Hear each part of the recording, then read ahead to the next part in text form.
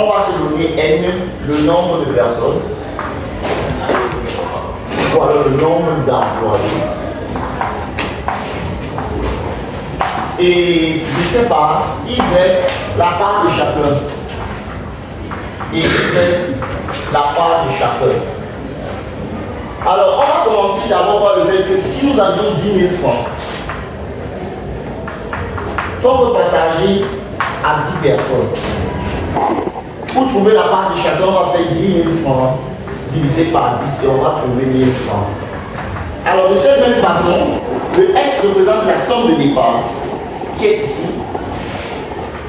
Qu'on divise par le nombre de personnes qui est N et qu'on trouve la part de chacun, la part 1000 francs qui est ici Y. Voilà une première équation. C'est bon? Maintenant, après, pour cette même somme, il peut y arriver qu'il y ait surplus de personnes. Supposons par exemple, je dis n'importe quoi, 5 personnes qui s'ajoutent. Le nombre de personnes ne sera plus 10, mais sera 15. Mais pour trouver la part de chacun présentement, on va le faire toujours 10 000 divisé par 15 et on va trouver, je ne sais quoi, quelque chose comme ça. 666 N. Donc on va constater que la part de chacun, on va diminuer d'environ 300 quelque chose. D'accord? Alors, dans ce cas de figure, c'est la même somme qui a toujours été divisée. Je mets S sur le nombre de personnes qui s'est ajouté ici de 5. Alors que de l'autre côté, on a dit le nombre de personnes s'est réduit de 4. Pourquoi? On a dit de façon à ce qu'il y a 4 personnes de moins. Donc ici chez nous, notre nombre de personnes a diminué de 4. C'est bon? Mais la part de chacun chez nous, c'est vu augmenter. Si on diminue le nombre de personnes, la part de chacun augmente. Si on augmente le nombre de personnes, la part de chacun diminue. Et la part de chacun, c'est vu augmenter de 1000 francs. Donc ça, c'est Y plus 1000. Voilà. Donc tu as mis 0,25 pour le système bien élaboré. Une fois que tu as élaboré le système, tu n'as plus besoin de l'épreuve. Les gens qui restent encore l'épreuve, on ne sait pas ce qu'ils font. Vous aviez ici, par exemple, vous avez S égale à N et Y. Par contre là, vous avez S égale ça fois ça. N et Y, ça fois ça, plus 1000 N, ça fois ça, moins 4 Y, et enfin ça fois ça, moins 4000.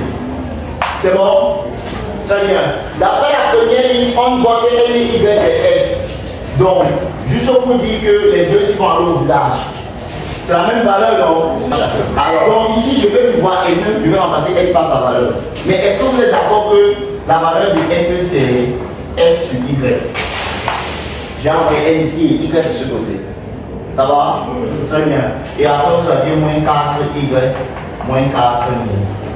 Alors, je ne peux plus voir le Y si il est non nul, étant dénominateur est différent de 0. Parce qu'il y a le moins quelque chose qu'on a devant chacun. Au moins. Alors, du coup, je vais multiplier par Y pour ne plus voir ça. À cause de lui, je multiplie par Y. C'était 3Y multiplié par 3Y. On se comprend? Ok. Ça fait 0 fois Y qui nous donne 0. 1000. Quand on va multiplier par Y, les Y vont se simplifier. Vous aurez 1000 fois S. Ici, par Y, vous aurez moins 4Y carré. Ici, par Y, vous aurez moins 4000 Y. C'est bon jusque-là? Très bien. Alors, si on écrit normalement, vous avez moins 4Y carré, moins 4000 Y. Ici, là, S c'est 3000 fois ceci, ça fait donc plus 3, 6 0. C'est-à-dire 3 millions égale à 0. Je n'aime pas les moins 4 que je vois. Si je divise par moins 4, par exemple, j'ai Y carré. Par moins 4, j'ai plus 1000. Forcément, il y a 4 là. Et ici, j'aurai moins combien? 752 000. Voilà. Égal à 0. Ceci est pair. Je peux utiliser le discriminant réduit. Donc là, c'est que la partie de 1000, c'est 500. D'accord? Au carré, moins A qui est 1, C qui est moins 752 000. Alors, le carré de 5 c'est 25, le carré de 100 c'est 4 0, comme ça, plus 7 5 0 0, comme ça. Alors, j'ai les 3 0 d'abord que je dois aligner.